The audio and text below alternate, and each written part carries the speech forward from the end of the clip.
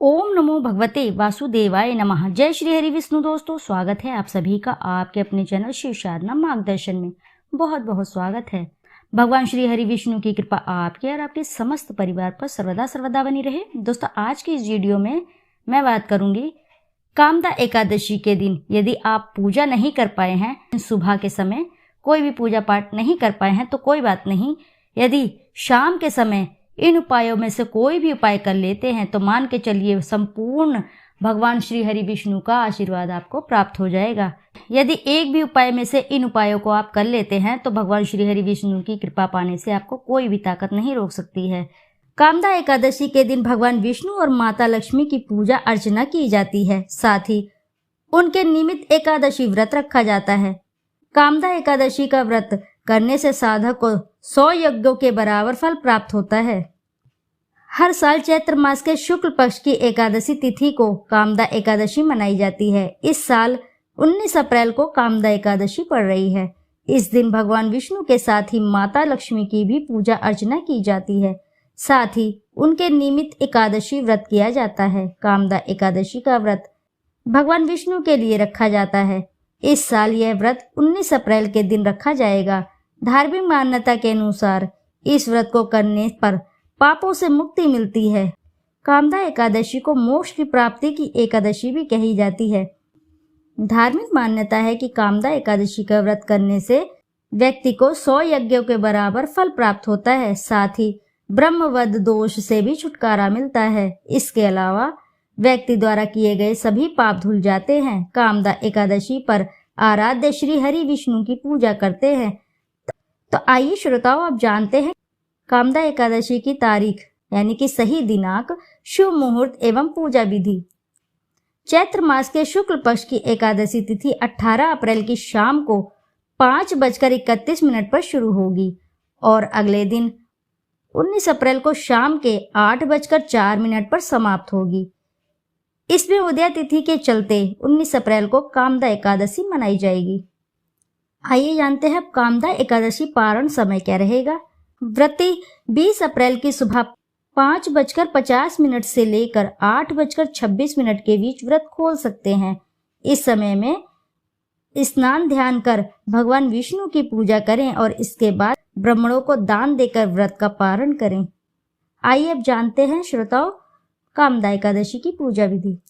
कामदा एकादशी के दिन सुबह उठकर नित्य कर्मों से निवृत्त होकर साधक को किसी बहती नदी में स्नान करना बहुत ही अच्छा होता है, बहुत ही शुभ होता है। यदि संभव ना हो तो घर पर ही स्नान जल में थोड़ा सा गंगा जल मिश्रित जल से स्नान करने के पश्चात साफ वस्त्र धारण करें। इसके बाद भगवान विष्णु को याद करते हुए व्रत का संकल्प लें। पूजा करने के लिए लकड़ी की चौकी पर लाल कपड़ा बिछाकर भगवान विष्णु की प्रतिमा स्थापित करें। इसके बाद प्रतिमा के सामने एक लोटे में जल, अक्षत, तिल और रोली डालकर रखें। भगवान विष्णु को भोग में फल, दूध, फूल, पंचामृत और तिल आदि अर्पित करें। इसके बाद घी का दीपक जलाएं और मन में श्री हरि और माँ लक्ष्मी का स्मरण करें। इसके बाद फिर भगवान विष्णु की आरती करते हुए मंत्रों का जाप करें और आखिर में व्रत कथा पढ़ने के बाद पूजा संपन्न होती है। कामदा एकादशी को विशेष महत्व है। इसे नव वर्ष की पहली एकादशी माना जाता है। मान्यता है कि एकादशी को व्यक्ति के प्रेत योनि से मुक्ति मिलती है। साथ ही इस दिन भगवान विष्णु की उपासना की जाए तो व्यक्ति को मोक्ष की प्राप्ति हो जाती है। अगर किसी कारण आप सुबह पूजा नहीं कर पाए हैं तो शाम के समय आप कुछ विशेष उपायों को करके विष्णु जी की कृपा प्राप्त कर सकते हैं। तो आइए जानते हैं उन उपायों को। परंतु दोस्तों, उससे पहले आपसे एक छोटी सी रिक्वेस्ट है, यदि वीडियो आपको अच्छी लगती है तो वीडियो जरूर लाइक करें और साथ ही चैनल को सब्सक्राइब करें और एक बार अपनी सच्ची श्रद्धा से कमेंट बॉक्स में जरूर लिख दें, जय श्री हरि विष्णु, जय लक्ष्मी नारायण। पहले भगवान जी को हल्दी और दूध का अभिषेक करें।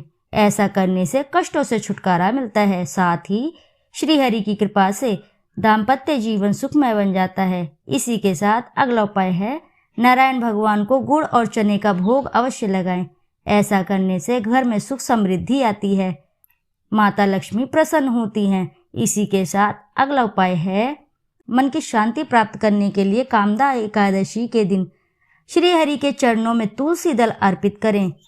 ऐसा करने से भगवान श्री हरि प्रसन्न होते हैं।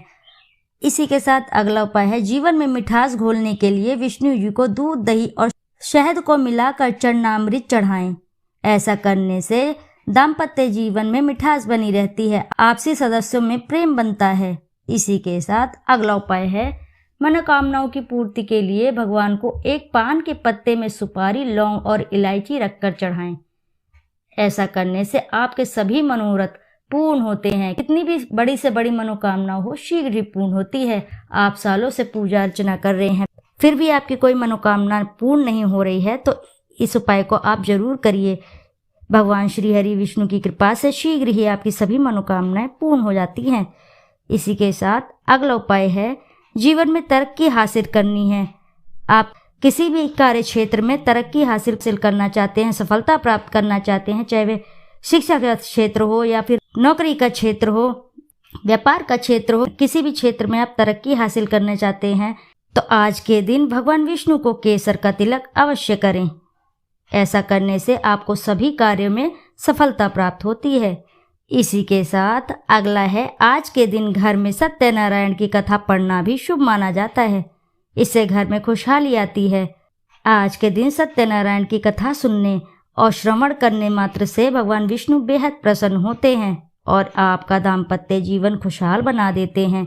इसी के साथ अगला उपाय है, विष्णु जी को पीले रंग का भोजन अर्पण करने से भगवान प्रसन्न होते हैं। इससे आपका कल्याण होता है। और इसी के साथ अगला उपाय है, विष्णु जी को हल्दी चढ़ाने के साथ साथ माँ लक्ष्मी को लाल सिंदूर अवश्य चढ़ाएं। इससे सौभाग्य में वृद्धि होती है।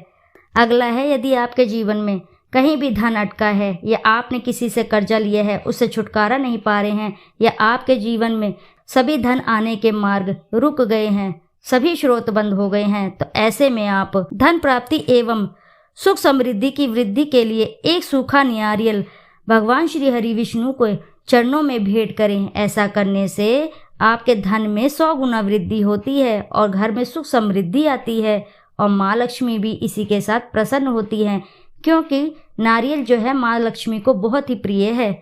इसलिए एकादशी के दिन सूखा नारियल अवश्य ही भेंट करें। ऐसा करने से आपकी दुख दारिद्रता स्वतः ही शीघ्र ही नाश हो जाती है। तो दोस्तों, ये थे वे उपाय जो आपको बिना पूजा पाठ किए एकादशी के दिन अवश्य ही करने हैं।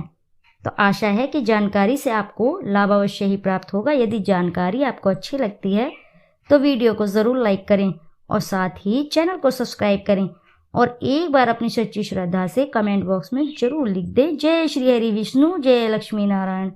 फिर मिलते हैं आपसे ऐसी ही किसी जानकारी के साथ। जब तक के लिए नमस्कार।